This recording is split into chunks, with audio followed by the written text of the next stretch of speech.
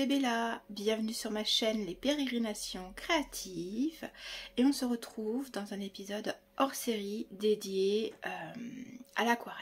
Alors il y a quelques temps, j'ai découvert un challenge organisé par les pinceaux de Kim qui était de faire des petites aquarelles durant un mois, 5 minutes. Le challenge 5 minutes. Alors, j'ai commencé ce challenge un petit peu en retard. Je crois qu'elle avait commencé ses vidéos sur YouTube depuis une dizaine de jours, donc j'ai rattrapé. Et je me suis dit qu'il y avait une vidéo hors série à faire, notamment sur cette aventure. Vous avez sans doute dû le remarquer. J'ai fait un petit peu d'aquarelle avec notamment Alice. Et ça fait partie aussi de mes voyages créatifs. Il n'y a pas que le tricot. Il y a aussi l'aquarelle, la couture. Et là, je me suis dit pourquoi pas vous faire une petite présentation. Donc voilà, donc le challenge, elle met une petite vidéo tous les jours. C'est vraiment de la micro-aquarelle, 5 minutes. Alors, j'ai essayé avec le timer. Il y a clairement des aquarelles. Moi, il me faut un peu plus de 5 minutes. Ne serait-ce que pour le séchage. Je vais y arriver. Désolée, c'est compliqué ce matin. Et du coup, voilà, j'ai rattrapé. Donc on va commencer, je vais d'abord vous présenter le matériel que j'utilise. Parce que c'est vrai que, comme principalement d'habitude mes vidéos sont plus axées sur le tricot. Principalement parce que c'est la grosse passion du moment, la grosse aventure créative du moment. Et puis je pense que principalement mes abonnés sont plus intéressés par le tricot que par la couture, l'aquarelle, le diamond painting. Mais comme voilà, c'est une chaîne créative, je vous parle de vraiment tout mon univers, je vous emmène avec moi. Mais voilà, je vous ai pas spécialement bien détaillé dans les autres vidéos le matériel que j'utilise. Donc là, c'est l'occasion de vous en parler un petit peu plus. Donc pour commencer, pour ce challenge, j'ai décidé d'utiliser les blocs Aquapad de chez Clairefontaine. Alors, ils sont en 10,5 sur 14,8. C'est des petits carnets. C'est du cellulose. Alors, vous avez deux possibilités, ou le papier en cellulose ou le papier coton. Alors, le papier coton est beaucoup plus cher. Au niveau, quand vous travaillez sur de l'humide, il sèche moins vite, donc c'est vraiment un papier de qualité, notamment pour certains rendus. Après celui-là, voilà, pour faire des petits tests, je le trouve très bien. Il est en grain fin, je l'ai appréhendé. Voilà, c'est des blocs en fait collés, vous décollez votre page et voilà. Donc vraiment celui-là, c'est celui qui m'accompagne. Voilà, quand je veux pas faire des super créations parce que je doute encore beaucoup de moi, je travaille sur celui-là. J'ai des blocs un peu plus grands et après voilà, j'ai d'autres papiers plus qualitatifs. Je vous en parlerai quand je ferai les vraiment ces choses un peu plus qualitatives, notamment quand je fais des ateliers avec Ginny Illustration. Je vais vous en parler, j'en ai fait un la semaine dernière. Là on a du 100% coton, c'est un autre papier, donc je vous en parlerai. Pour le challenge, j'utilise celui-là. Ensuite, au niveau des pinceaux, je les prends tous. Alors, je les prends tous. Est-ce que je les ai vraiment... Oui, voilà. Alors, Kim se sert de celui-là. C'est le Raphaël Aqua... Soft Aqua. En taille 3,0. Alors, celui-là, je l'ai eu dans un kit quand je me suis lancée sur l'aquarelle. J'ai acheté un petit kit de chez Marie Boudon. Il y avait le pinceau, un petit papier, une petite palette d'aquarelle, c'était sa collection paysage. Voilà. Et il y avait celui-là qui est très bien. Alors c'est ce qu'on appelle un pinceau à la vie. Parce que, voilà, il y a des petites bagues comme ça. Je n'ai pas de focus, donc il faut que je trouve la bonne distance. Voilà, ça c'est un pinceau à la vie. Comme cela. Voilà, vous avez la petite bague. Qui sont... Qui normalement retiennent énormément l'eau. Donc elle fait tout ses peintures avec. Alors je le trouve pas super nerveux. Mais pour démarrer, il est vraiment très très bien pour appréhender. Voilà, c'est un bon entre-deux. J'ai aussi celui-là qui lui par contre, alors ça c'est du poil synthétique. Après en poil synthétique j'ai pu acquérir la même, alors c'est un peu le même style mais c'est le Kagalowska. Jenny nous fait beaucoup travailler avec celui-là. Alors Kagalowska c'est une aquarelliste. Il est un poil plus nerveux, c'est toujours du poil synthétique. Je suis très poil synthétique, je vois pas l'intérêt en fait de prendre du poil d'animal. Voilà, je suis débutante. Il paraît que c'est mieux. Maintenant, il y a des synthétiques qui sont vraiment très très bien. Donc voilà, c'est un autre. Celui-là, il est en taille 0. Voilà, donc ces deux-là, ce sont ceux que j'utilise le plus parce que à force de travailler les aquarelles, en fait, plus on travaille son aquarelle avec le pinceau, plus on maîtrise le pinceau. Donc c'est plus pratique. Et dernièrement, j'ai acquéri. On dit acquérir? J'ai acheté. On va s'embêter, c'est plus simple. Donc c'est pareil, c'est de la marque Da Vinci. Alors c'est une... Comment ça s'appelle? Une offre promotionnelle qu'ils ont fait pour Octobre Rose. Il était vendu avec le mini godet de chez Schmerke, Rose Opéra. Et j'ai saisi l'opportunité, une partie où tous les bénéfices sont reversés à Octobre Rose. Alors celui-là il est en taille 2. Donc vous pouvez voir il est un peu plus gros que les deux autres. Il est beaucoup plus long, celui-là est pas nerveux du tout. Bon là il est sec donc on peut pas voir, mais quand il est humide, j'appuie dessus, il reste en place. Donc il est pas nerveux du tout. Mais par contre il retient énormément. Donc j'ai fait quelques aquarelles avec celui-là, principalement ces deux-là parce que ces deux-là sont un peu équivalents. Voilà, pour tout ce qui est la vie, j'ai fait cela. Ensuite, je travaille beaucoup avec des pinceaux ronds. Alors si, je vais vous présenter celui-là. C'est le seul pinceau naturel que j'ai de chez Dalbe. C'est une taille 2. C'est un petit gris. Effectivement, alors, il retient énormément l'eau. Par contre, il n'est pas nerveux du tout. Donc, j'ai encore un peu de mal à le maîtriser, mais voilà, c'est pas mon préf de préf. Vraiment, celui que j'utilise le plus principalement c'est celui-là, le Kagalowska. Et j'essaye là de me faire la main sur celui-là, notamment sur certaines fleurs, je vous en parlerai quand je vous ferai le descriptif de chaque aquarelle. Ensuite j'ai des pinceaux Escoda, Perla Escoda synthétique. Alors j'ai un 8 et un 14. Voilà, ils ont l'avantage, alors là il est un peu, il a séché un peu dur, et il a l'avantage d'avoir la pointe qui, voilà, on maîtrise bien, puis il est nerveux, j'aime bien.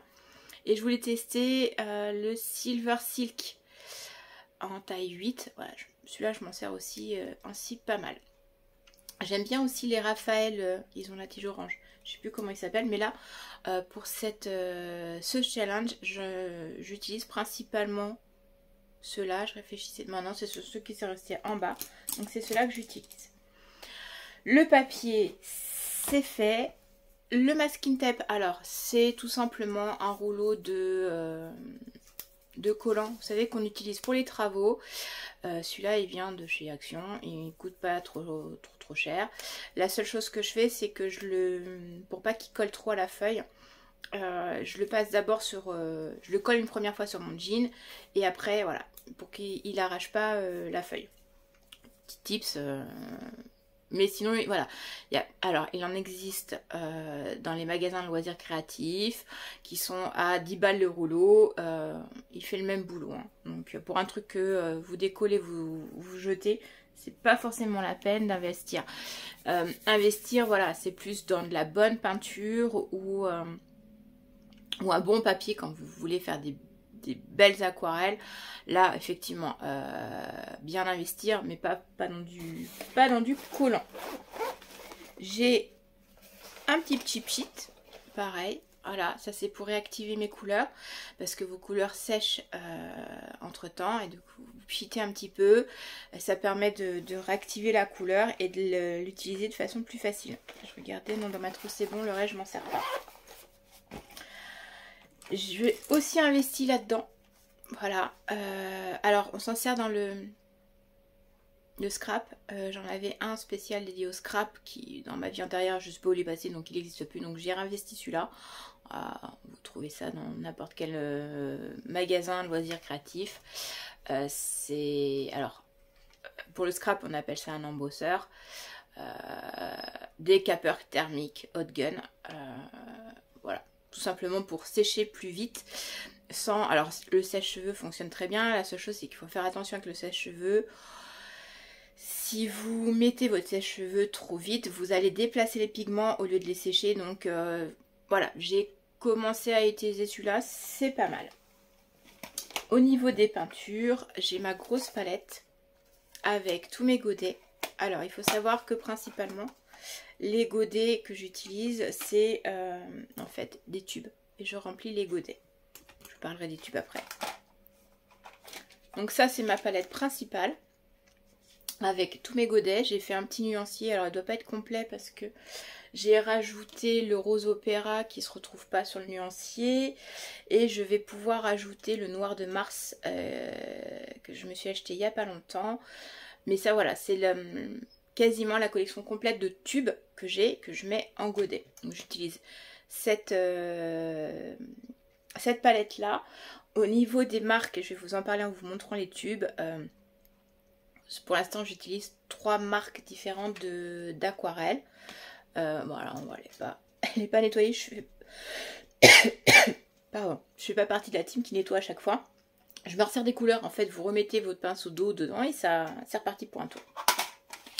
Donc ça, c'est ma palette métal. Et celle que je préfère, c'est ma palette en plastique.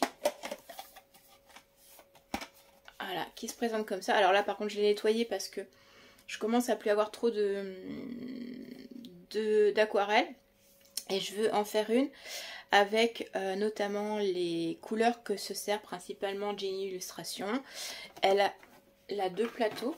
Donc vous pouvez, voilà, là vous pouvez faire vos mélanges, là aussi. Et il y a encore celle-là. Donc elle est vraiment, vraiment très pratique. Elle contient 18 cases. J'aime beaucoup ce système-là. Franchement, je le trouve plus pratique que la version métal. Parce que la version métal, hop, quand vous allez chercher votre aquarelle dans votre petit godet, et ben voilà, potentiellement ça abîme un peu plus le pinceau. Donc j'aime vraiment plus cette version là. Bon, par contre, vous voyez bien qu'elle contient pas le même nom. Là vous avez 18 couleurs, là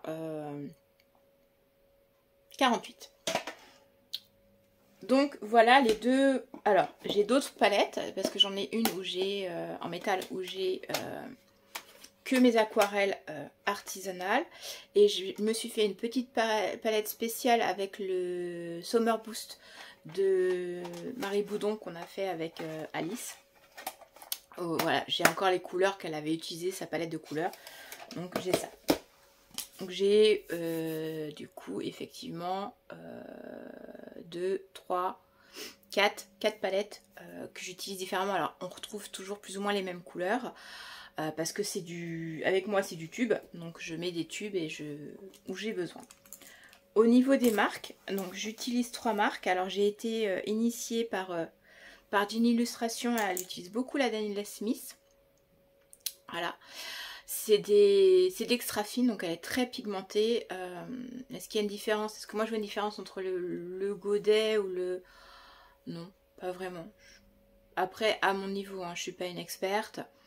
Pour l'instant, j'ai pas de différence significative au niveau de l'utilisation, que ce soit en tube ou en godet. Il y a juste que en termes de rapport qualité-prix, c'est plus avantageux. Alors c'est plus avantageux, ça dépend des couleurs. Vous investissez une bonne fois pour toutes dans votre tube. Et je sais plus, vous devez faire qu'à peu près 4 godets avec un tube, un truc dans le genre. J'ai plus le compte. Après j'ai beaucoup de senneliers en extra fine. D'ailleurs, alors les Daniel Smith c'est plus les couleurs qu'utilise Jenny Illustration. Les senneliers c'est plus Marie Boudon. voilà, qui influencent beaucoup mon aquarelle, hein, voilà, c'est que je regarde. Là, je sais pas ce qu'elle utilise. Les pinceaux de Kim, elle n'a pas parlé de sa palette, je crois qu'elle la teste et on saura à la fin quelle marque c'est. Et voilà, beaucoup soleillé. Et Winston & Newton. Ah, c'est peut-être une Winston. Bon, on saura à la fin, je vous dirai ça dans le prochain épisode. Parce que je pense que je vais vous faire le hors-série en 2 fois pour vraiment bien vous parler des techniques utilisées, les difficultés que j'ai rencontrées. Et donc là, Jean Illustration aussi utilise les Winston & Newton. Vous avez des... Alors, par exemple, le Rose Opéra d'une marque va pas forcément être identique totalement au Rose Opéra d'une autre marque. Donc voilà, vous voulez travailler qu'un rose, vous travaillez qu'un rose, vous prenez le rose qui vous plaît. Après... au fur et à mesure que vous apprenez à faire l'aquarelle, moi j'aime beaucoup l'Alzarine cramoisie de chez Sennelier, qui n'est pas tout à fait identique à l'Alzarine cramoisie de chez Daniel Smith. Le pourpre diosazine, effectivement, j'aime bien chez Winston & Newton, donc, et chez Sennelier, aussi je l'ai chez Sennelier. Donc voilà. Plus vous allez pratiquer, plus vous allez avoir votre propre sensibilité. Les grit pens sont des grit pens, mais voilà, l'aquarelle c'est beaucoup de ressenti. Et en fonction des marques, vous n'allez pas avoir le même ressenti. Quoi qu'il en soit, même si voilà, les pigments sont les pigments. Donc ça c'est mes tubes, je remplis mon petit godet. Et puis après, bah, en avant-garde. Voilà pour le matériel utilisé. Alors forcément, la petite chiffonnette, le petit pot d'eau. Quand je fais pas des grosses aquarelles, j'ai un seul pot. Quand j'ai fait le Summer Boost, j'avais 2 pots. Un pot d'eau pour prendre l'eau et un pot pour nettoyer mon pinceau parce qu'en fait, vous salissez vite votre eau. Et une fois que l'eau est salie, vous pouvez potentiellement changer les couleurs. C'est ce qui s'est passé sur mon jaune. Je sais plus laquelle j'ai travaillé. Potentiellement, si votre eau est pas nickel, quand vous reprenez de l'eau, et ben vous finissez avec un jaune qui est un peu vert. Je sais pas si on voit. Voilà, là j'ai sali mon jaune, donc il va falloir que je le nettoie parce que là du coup j'ai pu. Je crois que c'était un jaune. Je sais plus. C'est le Hansa clair de chez Daniel Smith, celui-là. Et voilà, il est un peu sali. Du coup, bah, potentiellement ça vous change votre couleur. Vous avez plus le jaune d'origine. Voilà. Bon, on commence. Je vous parle des tests, des challenges. Donc, le premier jour. Alors, vous avez le bloc de papier. Je vais peut-être m'arrêter aux 15 premiers jours. Hop, voilà, ce sera mieux. Le premier jour, elle nous fait faire des petits ronds. Alors on peut faire les mélanges, s'amuser à faire les mélanges. Faire les mélanges permet aussi d'appréhender les couleurs, le ressenti. Si on met plus de jaune, plus de bleu, voilà, ça fait pas les mêmes verts. Donc vous avez la possibilité sur ce petit test, vite fait, déjà d'apprendre à faire des ronds, de commencer à maîtriser vos mélanges et voilà, là c'est léger, mais commencer à appréhender le concept de fusion.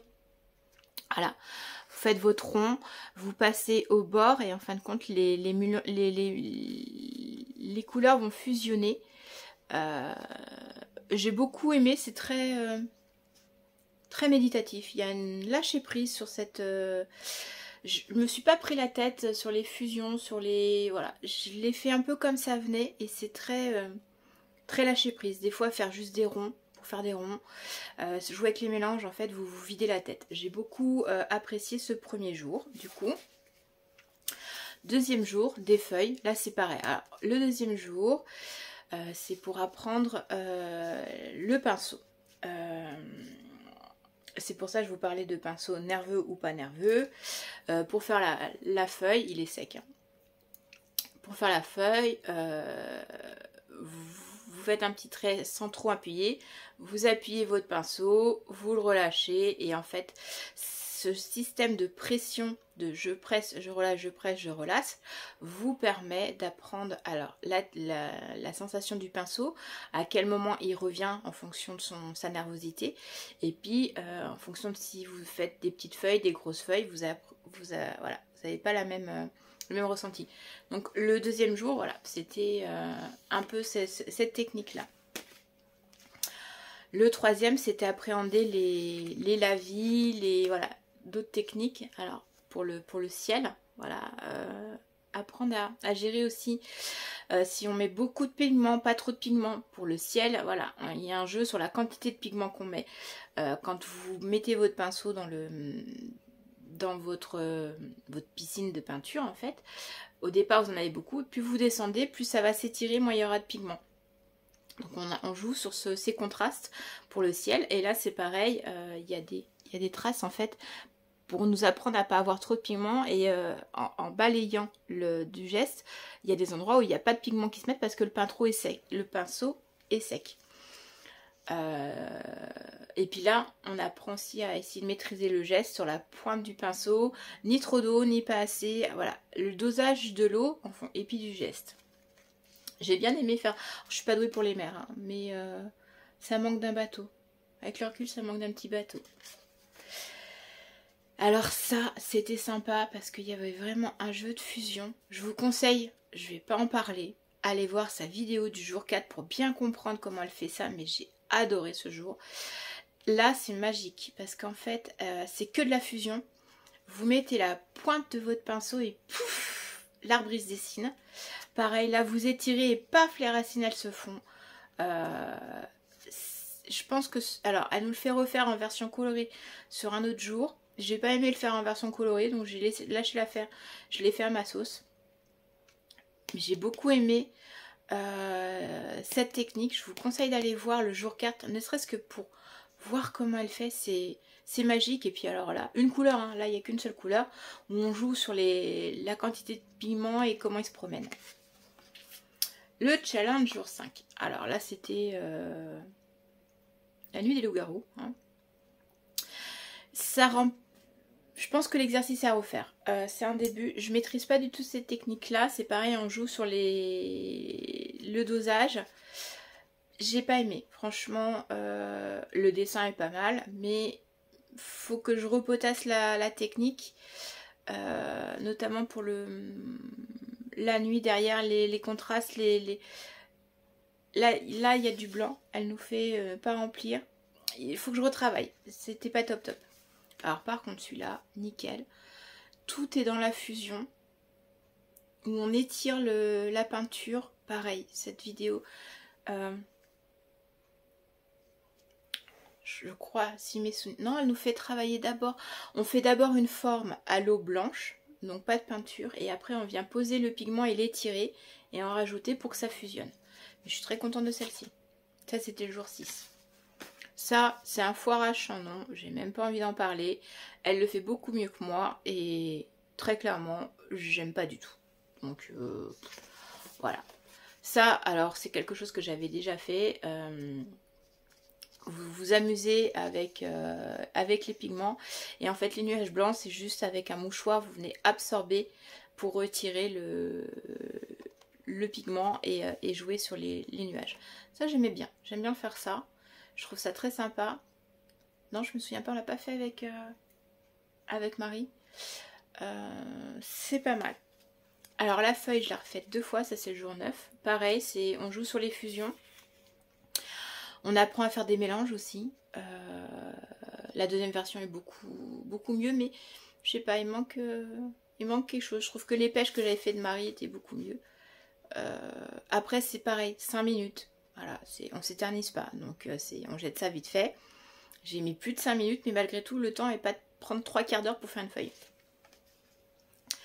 Là, le principe était de mettre sur un coquetier la peinture, de venir positionner et après étirer la peinture dans l'humide pour faire les bulles.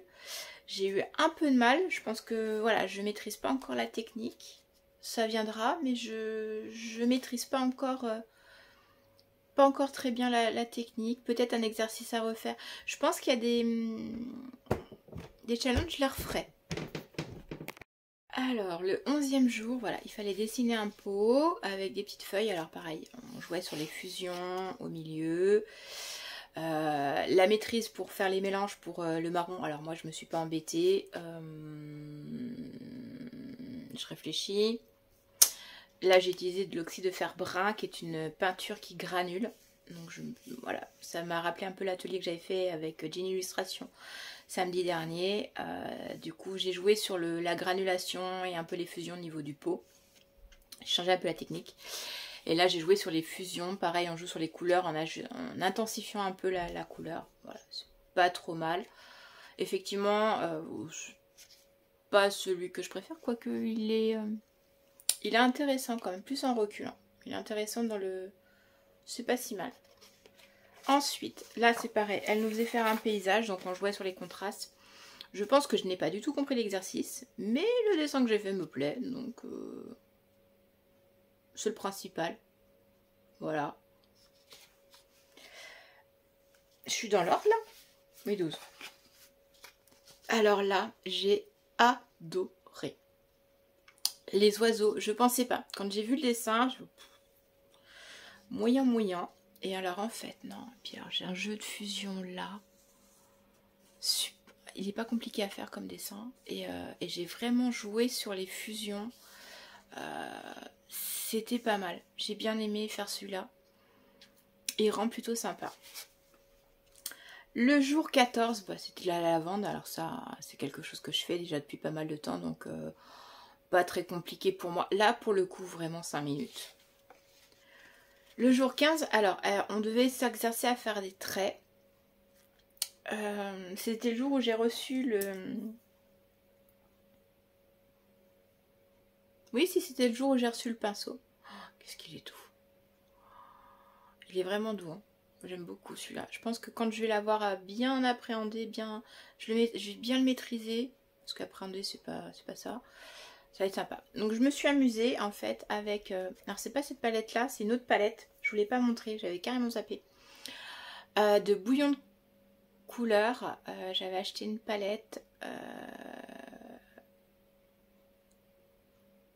Je me souviens plus du nom. Où il y a tout un tas de roses avec des verts. Et je me suis dit, voilà, octobre rose, j'allais faire que des traits roses.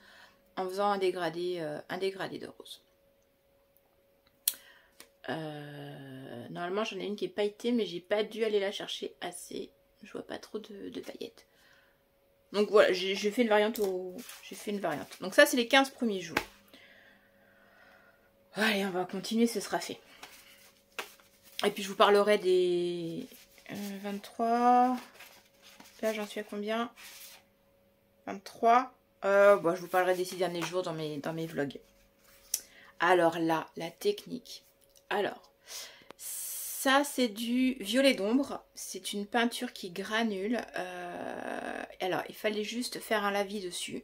Mettre un cellophane sur le papier pour dessiner des formes, en fait. Ça, là où ça sèche, il n'y a pas de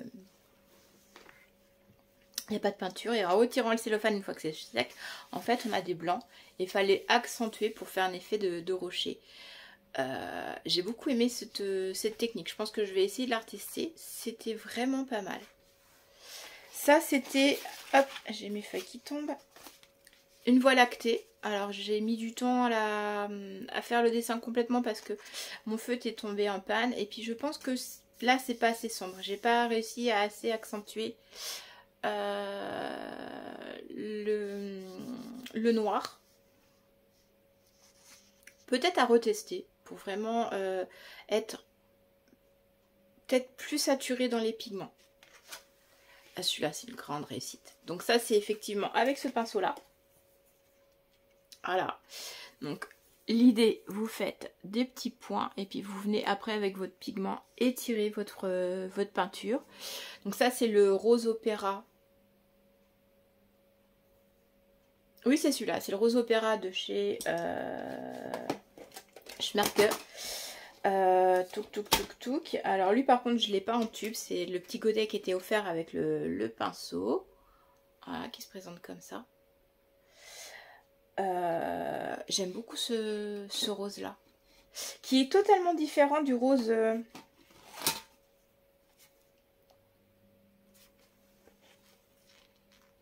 Il est pas pareil. Hein. Non, c'est celui-là. C'est celui-là. Ça, c'est le rose opéra. Et ça, c'est le rose... le magenta de chez... Le magenta, il est de chez Sennelier. Non, c'est pas que je regarde le plafond. Hein. C'est juste que je regarde dans l'air parce que je cherche dans mes pensées. Et au milieu, j'ai fait avec du gris de pen. Et j'ai des jolies fusions. J'aime beaucoup. Celle-là est vraiment... je pense que je referai une grande page. J'ai beaucoup aimé. Celui-là, me demandez pas. Regardez la vidéo. Jour 19. Ah si, c'était sa branche avec les... pour faire les fleurs de cerisier du Japon. J'ai pas aimé. J'ai... à refaire.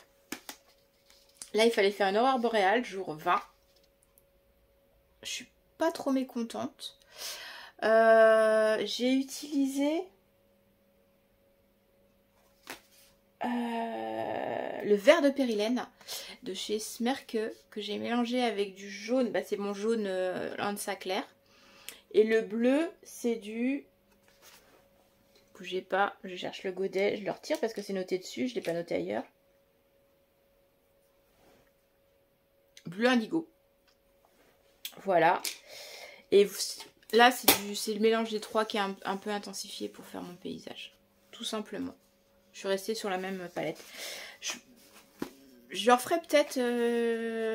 alors, j'avais commencé à vous faire des mini vidéos sur ma chaîne où je filmais quand je faisais les 5 minutes.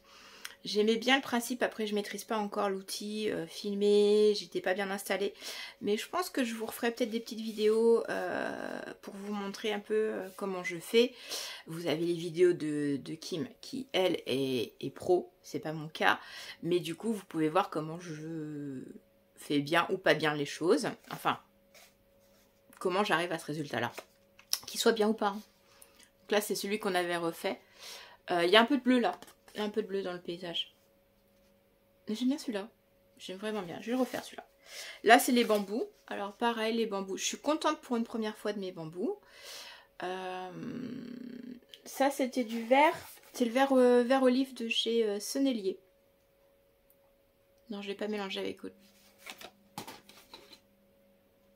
Si, je l'ai mélangé avec du jaune Ansa clair. Là, vous avez le fond en la vie claire. Et puis voilà, je me suis amusée. Effectivement, pour le pinceau, celui-là, pour les feuilles, j'ai utilisé celui-là. Qui est mon Silver Silk taille 8.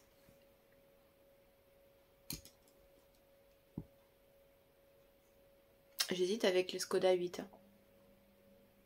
Parce que si vous regardez bien, les Skoda et le Perla, ils n'ont pas tout à fait la même grosseur. C'est tous les deux des 8, mais il y en a un qui est plus fin que l'autre. En fonction des marques de pinceaux, vous n'avez pas forcément les mêmes grosseurs pour le même chiffre. Je suis souvent dans les pinceaux 8. Donc ça, c'était le jour 22. Et le 23, c'était faire des pierres. Alors normalement, on les fait dans du rouge. Moi, j'avais pas envie de les faire dans du rouge. J'avais de les faire avec du marron. Parce que j'ai des marrons qui granulent. Et que normalement, quand vous utilisez des peintures qui granulent, vous pouvez obtenir un effet pierre plus facile. Notamment, ce que je l'ai là. Je vais vous montrer. Voilà, là j'ai fait des cailloux. Alors ça, c'est des pierres que j'ai dessinées à l'atelier avec Jenny Illustration. Et c'est... alors, je sais plus si c'est noir de Mars.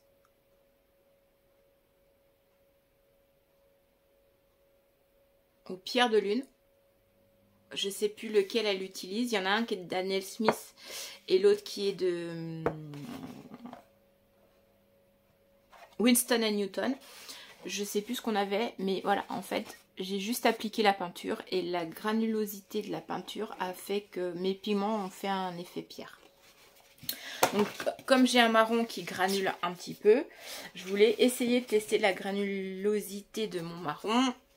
Bon, bah, je crois que je peux recommencer, très clairement. Bah, c'est pas grave, on recommence.